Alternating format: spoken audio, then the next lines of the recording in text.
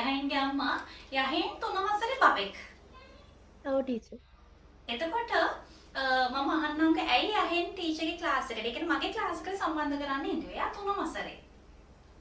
Teacher යා මේ 3 වසර වුණාට සිංහල මේ කියන්නේ ඉන්ටර්නැෂනල් එකකනේ යන්නේ. එතකොට ඔව්. යාට සිංහල බෑ. ඒ කියන්නේ ඉස්කෝල් එකෙත් උගන්වනවා. ඒ වුණාට යාට අකුරු එහෙම මේ අර දැක්කට කියන්න එහෙම බෑ.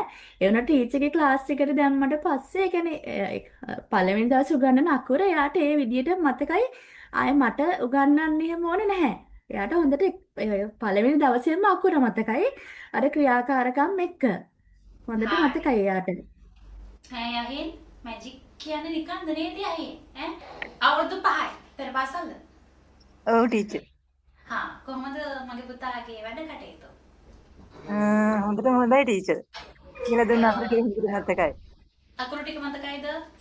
ඔව් ටීචර්. හොඳට මතකයි යාට. වචන පොත පාඩම් කරනවද? එයාට පුළුවන්ද? ඔව් ටීචර්. එයා වීඩියෝ එකත් කරලා දැම්මා ටීචර්ට. වචන පොත. මම වීඩියෝ එකත් කරලා දැම්ම. හරි. මම මේ ප්‍රශ්නයක් අහන්නම්කෝ. ඉන්දමිනියගේ අම්මා බබාට වචන පොත පාඩම් කරන්න මොකක්ද එයාට කරේ?